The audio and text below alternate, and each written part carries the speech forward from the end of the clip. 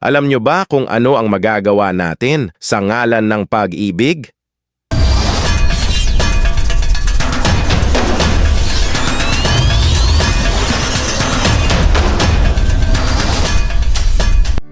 Sa ngalan ng pag-ibig, nagagawa nating magsakripisyo. Iniisantabi ang sarili nating pangarap, kaligayahan, at minsan pati na ang pamilya at kaibigan. Natututo tayong magpatawad ng paulit-ulit, magbago para sa iba, at tanggapin ang kanilang kahinaan. Kahit hindi tiyak ang patutunguhan, sumusugal tayo at nagbibigay ng huling pagkakataon, umaasang may magbabago. Tinitiis natin ang sakit, inaako ang responsibilidad na hindi naman atin, at sinusuong ang mahirap na sitwasyon para lang sa taong mahal natin. Pero sa huli, mahalaga ring tandaan na ang tunay na pag-ibig ay hindi lang tungkol sa pagbibigay, dapat din nating alalahanin ang sarili nating halaga.